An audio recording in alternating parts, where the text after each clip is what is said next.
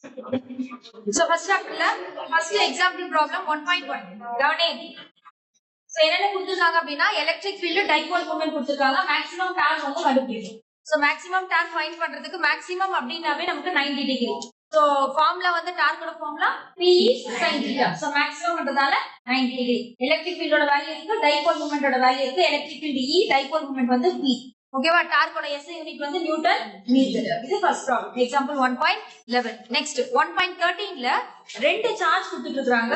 Electrostatic potential is must be equal to 0. Find the distance. அந்த x ங்கற value வந்து find பண்ணனும். சரியா? வேற எதுவுமே கொடுத்திருக்க மாட்டாங்க. ஒரு டிஸ்டன்ஸ், அதாவது அந்த பாயிண்ட்ல இருந்து அது வரைக்கும் 9 மீட்டர் மட்டும் கொடுத்திருப்பாங்க.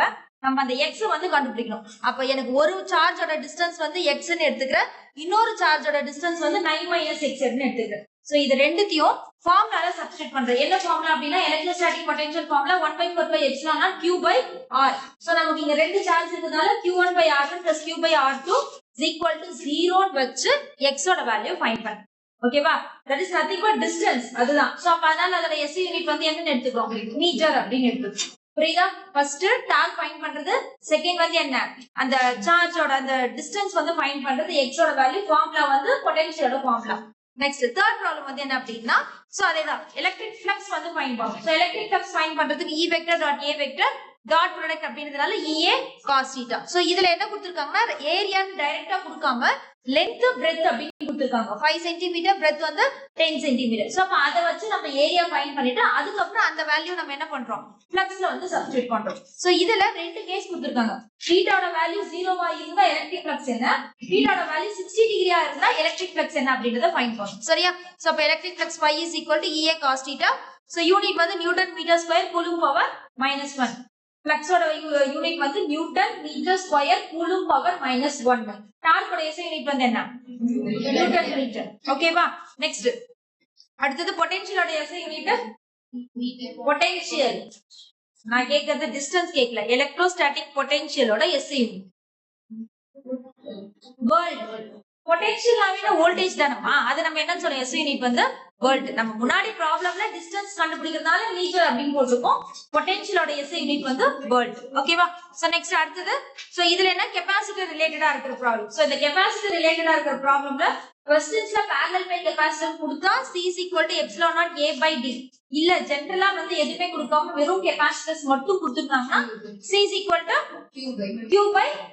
ஓகேவா? SI யூனிட் வந்து ஃபாரட் வரும். 10⁻⁻12 வந்தா மைக்ரோஃபாரட், சாரி பிகோஃபாரட் அப்படி யூஸ் பண்ணுவோம். -6ல வந்தா மைக்ரோஃபாரட் யூஸ் பண்ணுவோம். சோ இதுல ஸ்கொயர் பிளேட்ஸ் ஆஃப் சைட் வந்து 5 cm கொடுத்திருக்காங்க. டைரக்டா 5 cm யூஸ் பண்ண கூடாது. ஸ்கொயர் பிளேட்ஸ் அப்படி கொடுத்திருக்கிறதுனால நம்ம என்ன பண்றோம்? 25 cm² அப்படி யூஸ் பண்ணும். ஓகேவா? சோ டிஸ்டன்ஸ் வந்து ரெண்டு பிளேட்டுக்கு நடுவுல இருக்கிற டிஸ்டன்ஸ் 1 mm. இத 10⁻³ மாத்திக்கல. வோல்டேஜ் வந்து 10 வோல்டேஜ், எப்சிலானோட கான்ஸ்டன்ட் வேல்யூ கொடுத்துட்டாங்க. என்னென்ன கண்டுபிடிக்க சொல்லிருக்காங்கன்னா capacitance of the capacitor, charge வந்து ஃபைண்ட் பண்ண சொல்லிருக்காங்க. சோ அப்ப எனக்கு C = ε0a/d. இது கெபாசிட்டன்ஸ். சார்ஜோட ஃபார்முலா Q = Cv. சோ இத கண்டுபிடிச்சிட்டு இந்த C ஓட வேல்யூ இந்த இடத்துல சப்ஸ்டிட்யூட் பண்ணனும். சரியா? ஞாபகம் வச்சுக்கோ. சார்ஜ் கண்டுபிடிக்கிறதுக்கு முன்னாடி கெபாசிட்டன்ஸ் கண்டுபிடிச்சிட்டு அதுக்கு அப்புறம் அதோட யூனிட் அதோட வேல்யூ அந்த இடத்துல சப்ஸ்டிட்யூட் பண்றேன். இதுக்கு நமக்கு என்ன வரும் அப்படின்னா பிகோல வரும். 10⁻⁻12 வரும். சோ ஞாபகம் வச்சுக்கோ. அந்த ஆன்சர்ஸ் எல்லாமே கூட நீ ப்ராப்ளம் பார்க்கறப்ப ஞாபகம் வச்சுக்கிட்டா மோரோவர் நீ போடுறப்ப கொஞ்சம் ஏதாவது அப்படி இப்படி மாறுச்சுனா கூட அந்த ஆன்சர்ஸ் வர மாதிரி பண்ணி போட்டு. ஓகேவா? புரியுதா? நான் ஞாபகம் வச்சுக்கோன்னு சொல்றேன். இப்ப இந்த வேல்யூனா இந்த இதுல வந்து இவ்வளவு வருதுன்ற மாதிரி பாரு. சால்வ் பண்ணி உனக்கு கரெக்டா வந்துருச்சுன்னா பிரச்சனை இல்ல. இருந்தாலும் அதையுமே கொஞ்சம் அப்படியே பாத்துக்கோ. மோஸ்ட்லி வந்து என்ன ப்ராப்ளம்ஸ் இருக்கோ அப்படியே தான் கேட்கறாங்க. வேல்யூஸ் மாத்தி கொடுக்கறதுக்கோ இல்ல வேற ஏதாவது கிரியேட்டிவா ப்ராப்ளம் கொடுக்கறதுக்குலாம் சான்ஸே கிடையாது. 95% வந்து என்ன புக்ல இருக்கோ எக்ஸாம்பிள் ப்ராப்ளம், எக்ஸசைஸ் ப்ராப்ளம் தான் கேட்பாங்க. சோ நம்ம கிரியேட்டிவ் அப்படின்னு கேக்குறது பாத்தீங்கன்னா அந்த 1 மார்க்ஸ்ல மட்டும் தான் வந்து இது பண்ணலாம். சோ அதை மட்டும் கொஞ்சம் பாத்துக்கோ. சரியா? சோ நெக்ஸ்ட் அடுத்தது வந்து என்னன்னா, சோ இது வந்து ரெண்டு கெபாசிட்டன்ஸ். அதாவது நம்ம எஃபெக்ட் ஆஃப் டைஎலக்ட்ரிக். டைஎலக்ட்ரிக் இல்லனா என்ன, டைஎலக்ட்ரிக் இருந்தா என்ன ஃபர்ஸ்ட் அடுத்த क्वेश्चन படிச்சிருப்பேன். C0 அப்படினா பிஃபோர் டைஎலக்ட்ரிக், C அப்படினா ஆஃப்டர் டைஎலக்ட்ரிக் பார்ப்போம். சோ அந்த மாதிரி இங்க என்ன கொடுத்திருக்காங்கன்னா இந்த இடத்துல வந்து டைஎலக்ட்ரிக் மீடியம் அப்படி சொல்லிட்டு ε0 = 5, வோல்டேஜ் வேல்யூ, ஏரியாவோட வேல்யூ கொடுத்திருக்காங்க, டிஸ்டன்ஸ் கொடுத்திருக்காங்க, ε0 வேல்யூ வந்து கொடுத்திருக்காங்க.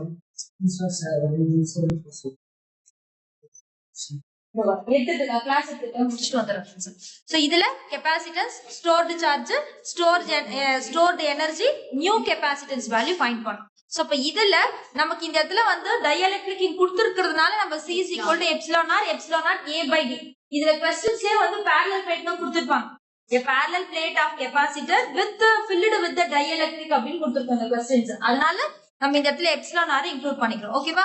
So q is equal to cv, u is equal to 1/2 cv square. அதாவது நமக்கு எப்படி சொல்றது, டைஎலக்ட்ரிக் இல்லாம வர்றப்ப u naught is equal to q square by 2 c naught use பண்ணணும்.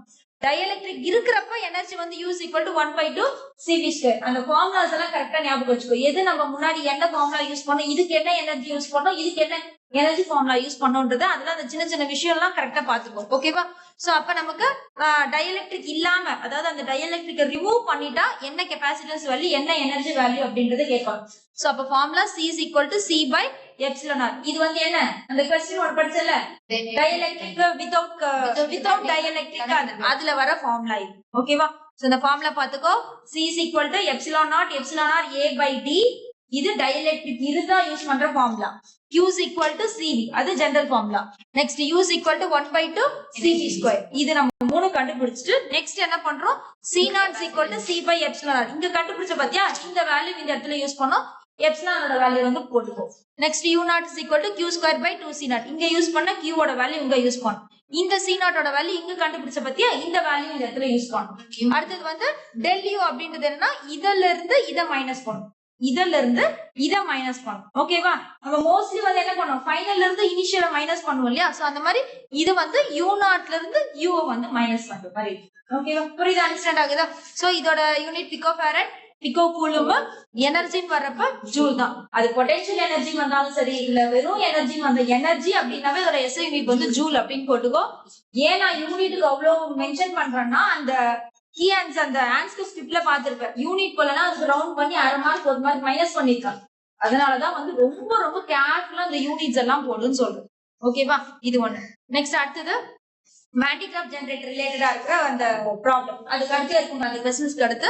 So dielectric strength of air maximum E is equal to 3 × 10⁻6, radius of the hollow sphere R is equal to 0.5 metre. So maximum potential difference வந்து find பண்ணனும். So formula வந்து என்ன, V is equal to 1/4 epsilon Q by R. இது பொட்டன்ஷியலோட இது. So நம்ம இதுல இருந்து என்ன பண்றோம், எலக்ட்ரிக் ஃபீல்டோட ஃபார்முலா வந்து என்ன, 1/4 epsilon Q by R square. அந்த R square R × R ன்னு பிரிச்சிட்டு, சோ இத வந்து இந்த மாதிரி சிம்பிளிஃபை பண்ணி எழுதலாம். அப்ப R × R பண்றப்ப ஒரு R வந்து கேன்சல் ஆயிடும். அப்ப இத E × R அப்படின்னு எழுதலாம். அப்ப இதுதான் ஃபார்முலா. அப்ப E max × R. சோ அப்ப V max அப்படின்னா E max ஆல்ரெடி கொடுத்துட்டு இருக்காங்க, ரேடியஸ் ஆஃப் தி ஸ்பியரும் கொடுத்துட்டு இருக்காங்க. ரெண்டுத்தையும் மல்டிப்ளை பண்ணா உனக்கு வந்து யூனிட் வந்து கிடைச்சிடும். நீ இது மில்லியன் வேர்ட்ல போட்டாலும் ஓகே, இல்ல வேர்ல்ட்ல போட்டாலும் ஓகே.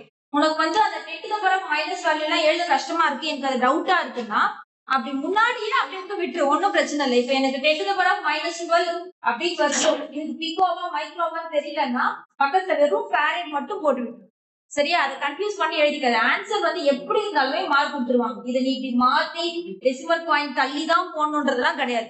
வர்ற ஆன்சர் அப்படியே கூட போடு, ஞாபகம் வச்சு, சரியா? சோ இது வந்து எக்ஸாம்பிள்ஸ் ப்ராப்ளம்.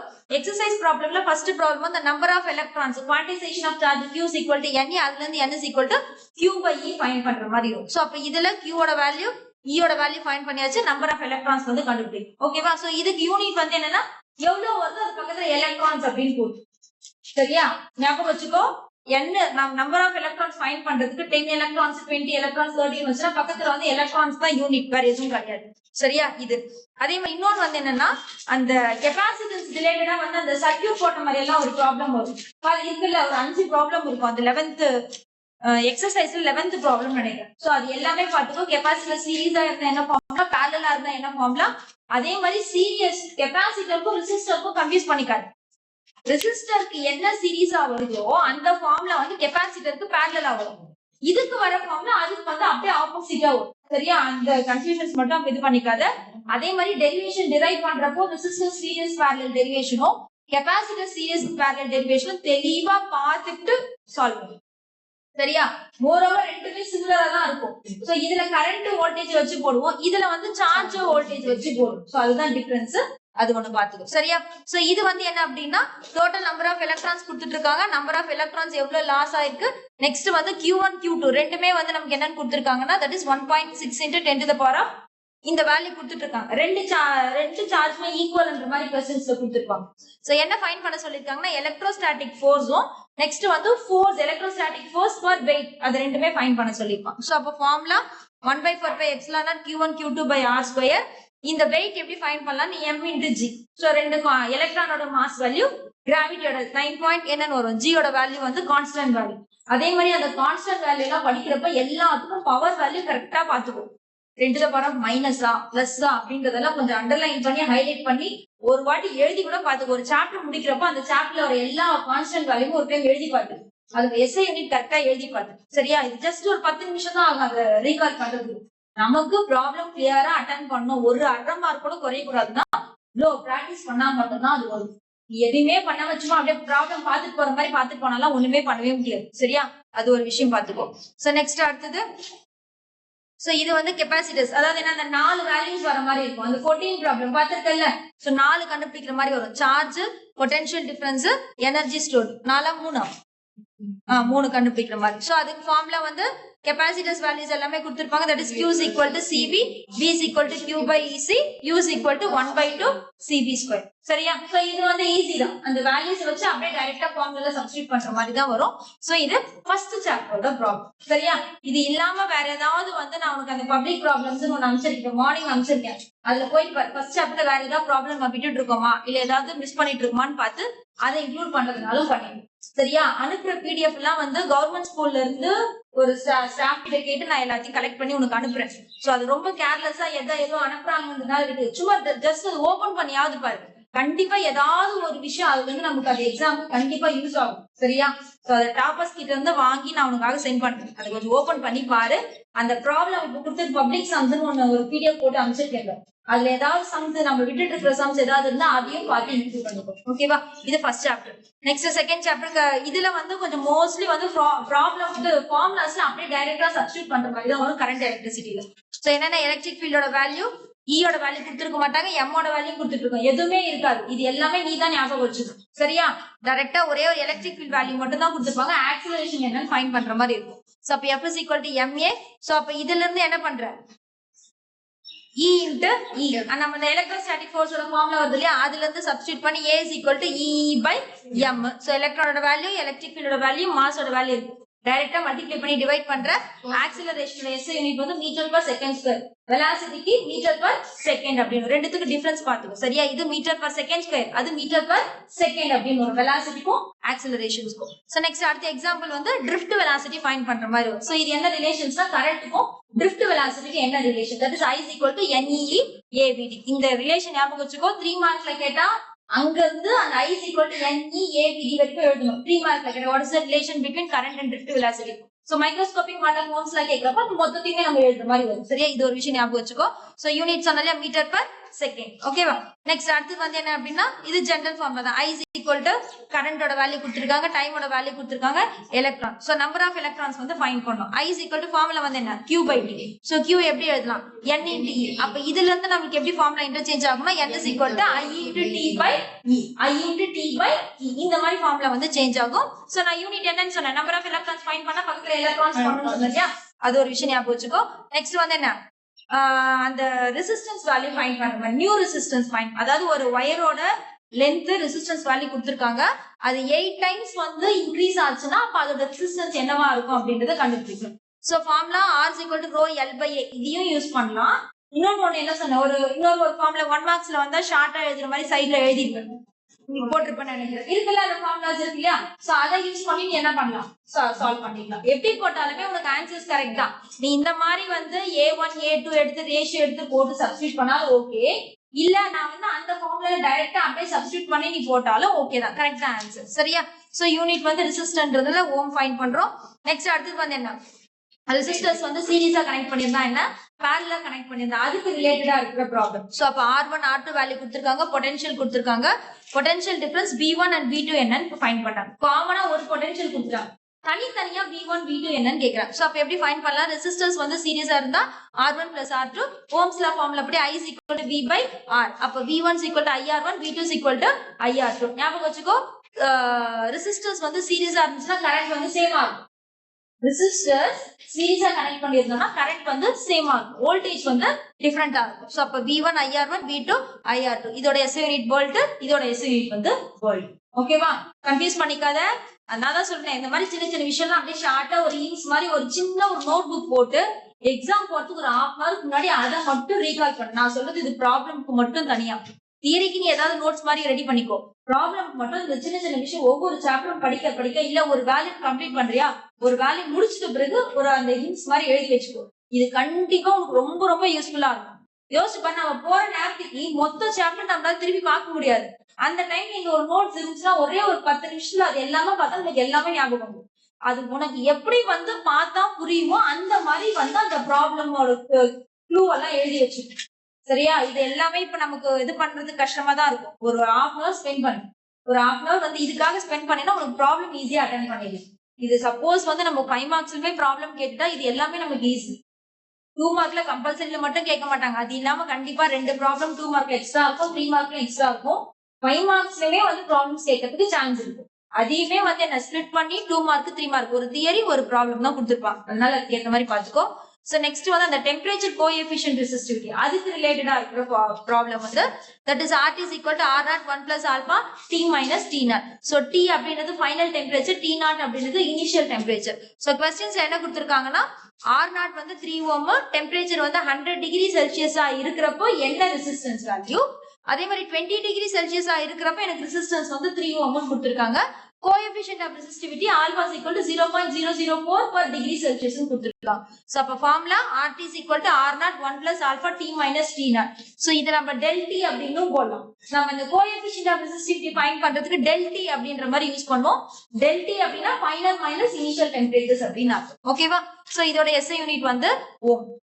நெக்ஸ்ட் எக்ஸாம்பிள் 2.14ல சோ இதுவும் அதே தான். அதாவது 20 degree Celsius 40 degree Celsius R naught 45 ohm, R வந்து 84. இனிஷியல் டெம்பரேச்சர் கொடுத்தாங்க, ஃபைனல் டெம்பரேச்சர். இனிஷியல் ரெசிஸ்டன்ஸும் இருக்கு, ஃபைனல் ரெசிஸ்டன்ஸ் இருக்கு. என்ன கேக்குறாங்கன்னா ஆல்பா வந்து கேக்குறாங்க. That is temperature coefficient of resistivity. So அதோட formula 1 by R naught del R by del T. அத கண்டுபிடிக்கிறதுக்கு என்ன பண்ணனும்? Formula RT is equal to R naught into 1 plus alpha T minus T naught. Alpha is equal to 1 by R naught del R by del T. அதே formula தான் உங்களுக்கு interchange பண்ணி எழுதிருக்காங்க. அந்த RT இந்த சைடு கொண்டு போனா அந்த மைனஸ்ல வரும், அது சிம்பிளிஃபை பண்றப்ப நமக்கு இந்த ஃபார்முலா தான் வரும். சரியா?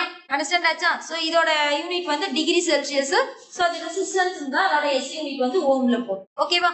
நெக்ஸ்ட் அடுத்தது Wheatstone bridge. So P by Q is equal to R by S. So ரொம்ப ரொம்ப ஈஸியான क्वेश्चन. வீட்ஸ்டோன் பிரிட்ஜ் வந்துச்சுனா ஈஸியா அப்படியே 5 மார்க்ஸ் எடுக்கும். செகண்ட் சாப்டர் பொறுத்த வரைக்கும் எல்லா क्वेश्चनமே ஈஸி. அதுல எல்லாம் மார்க் குறையுது. Second chapter, 8th chapter, 5th chapter இதெல்லாம் ரொம்ப ரொம்ப ஈஸி. ரொம்ப அதுல மோஸ்ட்லி அதுல 5 மார்க் வந்துச்சுன்னா அதுல அட்டெண்ட் பண்றதுக்கு பாரு. அதுக்கு நம்ம செலக்ட் பண்ற क्वेश्चंस தான் ரொம்ப முக்கியமே. ரெண்டு क्वेश्चन உங்களுக்கு தெரிஞ்சிருக்கும். ஆனா நீ சூஸ் பண்ற क्वेश्चन முதல்ல என்ன பண்ண, கரெக்ட்டா क्वेश्चन சூஸ் பண்ணிட்டு அது ஒரு 10 மினிட்ஸ்ல 5 மினிட்ஸ் ஸ்பெண்ட் பண்ணு. சூஸ் பண்ணி டிக் பண்ணி இந்த क्वेश्चंसலாம் எழுதணும். அதே மாதிரி எழுதுறதுக்கு முன்னாடி ஒரே ஒரு சின்ன விஷயம் தான். ஒரு 2 செகண்ட்ஸ் இல்ல 3 செகண்ட்ஸ் என்ன பண்ண, அந்த டெரிவேஷன் அப்படியே ஒரு டைம் வந்து கண்ணை மூடிட்டு லைனா ஸ்டெப் பை ஸ்டெப் வருதான்றத செக் பண்ணிட்டு அப்புறம் எழுத ஆரம்பி. சரியா? நீ யோசிக்கலாம், இதுக்கு நம்ம டைம் ஆகுமே, டைம் பார்த்தா அதெல்லாம் யோசிக்காத. நீ ஒன்ஸ் அதை ரீகால் பண்ணிட்டு எழுத ஆரம்பிச்சுன்னா ஈஸியா முடிஞ்சிடும். நீ எழுத ஆரம்பிச்சிட்ட பிறகு நடுவுல என்ன ஸ்ட்ரக் ஆகி மறக்கிறத விட ஒரு 2 செகண்ட்ஸ் கண்ணை மூடி யோசிச்சு இல்ல ஒரு டைம் அப்படியே சொல்லி பார்த்துட்டு அதுக்கப்புறம் எழுத ஸ்டார்ட் பண்ணு. இது நான் சொல்றது டெரிவேஷனா இருந்தாலும் சரி, தியரினா அப்பயும் வந்து வர வர ஞாபகம் வச்சு எழுதிடும். சோ கன்ஸ்ட்ரக்ஷன் தனியா, ஒர்க்கிங் தனியா, என்ன பிரின்சிபல், அதோட லிமிடேஷன்ஸ், சைக்ளட்ரான்லாம் வரப்ப அந்த மாதிரி கொஞ்சம் ஸ்பிளிட் பண்ணி அழகா எழுதும். ஓகேவா? சோ நெக்ஸ்ட் வீட்ஸ்டோன் பிரிட்ஜுக்கு P by Q is equal to R by S 3 resistance value கொடுத்துட்டு இருப்பாங்க. ஒன்னு கொடுக்கலன்னா அதை வச்சு நம்ம என்ன பண்ணலாம், இன்னொரு ரெசிஸ்டன்ஸோட வேல்யூ வந்து ஃபைண்ட் பண்ணிடலாம். சோ அதே மாதிரி இன்னொன்னு வந்து என்ன அப்படின்னா ரெசிஸ்டன்ஸ்லயே வந்து X வேல்யூ கொடுத்த மாதிரி இருந்தாலும் சேம் அதே ஃபார்முலா தான். அந்த R இருக்கிற இடத்துல X plus 400 போடுற. சோ இத வந்து மல்டிப்ளை பண்ணி டிவைட் பண்ணி சிம்பிளிஃபை பண்ணி X ஓட வேல்யூ வந்து ஃபைண்ட் பண்ண போறோம். இது வீட்ஸ்டோன் பிரிட்ஜ். மீட்டர் பிரிட்ஜுக்கு வந்து length P by Q is equal to L1 by L2. ஒரு லென்த் கொடுத்திருந்தா கூட அதை வச்சு நம்ம என்ன பண்ணலாம், அன்னோன் ரெசிஸ்டன்ஸ் கண்டுபிடிக்கலாம். என்ன இன்னொரு லென்த் எப்படி கண்டுபிடிக்கலாம்? ஒரு லென்த் L வச்சுக்கலாம், இன்னொரு லென்த் வந்து 100 minus L அதை வச்சு கண்டுபிடிக்கலாம். ஞாபகம் வச்சுக்கோ, ரெண்டு லென்த் இருந்தாலும் ஓகே, ஒரு லென்த் கொடுத்தாலும் நம்ம என்ன பண்ணலாம், மீட்டர் பிரிட்ஜ்ல அன்னோன் ரெசிஸ்டன்ஸ் வேல்யூ ஃபைண்ட் பண்ணிடலாம். ஓகேவா? சோ நெக்ஸ்ட் சோ அந்த இது amount of heat energy இது என்ன joules law of heating h is equal to I square RT. So அப்ப அதுல இருந்து நம்ம என்ன பண்ணலாம் I யோட வேல்யூ R ஓட வேல்யூ T ஓட வேல்யூ கொடுத்திருக்காங்க டைரக்டா என்ன பண்ணலாம் h is equal to I square RT அப்படிங்கறத போடலாம். சோ இத ஜூல்னும் எழுதலாம் ஆர் கிலோ ஜூல்னும் எழுதலாம். ஓகேயா புரியுது அண்டர்ஸ்டாண்ட் ஆகுதா? சோ இது நெக்ஸ்ட் வந்து எக்ஸசைஸ்ல அதே சேம் ஃபார்முலா கரண்ட் டென்சிட்டியோட வேல்யூ ஃபைண்ட் பண்ணிருக்காங்கன்னா டென்சிட்டியோட ஃபார்முலா வந்து என்ன I by current per unit area. சோ கரண்டோட வேல்யூ யூனிட்டோட வேல்யூ இருக்கு அதை வச்சு இதை ஃபைண்ட் பண்ணலாம். நெக்ஸ்ட் வந்து drift velocity எப்படி ஃபைண்ட் பண்ணலாம் that is Vd is equal to J by Ne அப்படியே கண்டுபிடிக்கலாம். இல்ல இன்னொன்னு வேற எப்படி கண்டுபிடிக்கலாம் அந்த மாதிரியும் ஃபைண்ட் பண்ணலாம். ஓகேவா ஞாபகம் வச்சுக்கோ.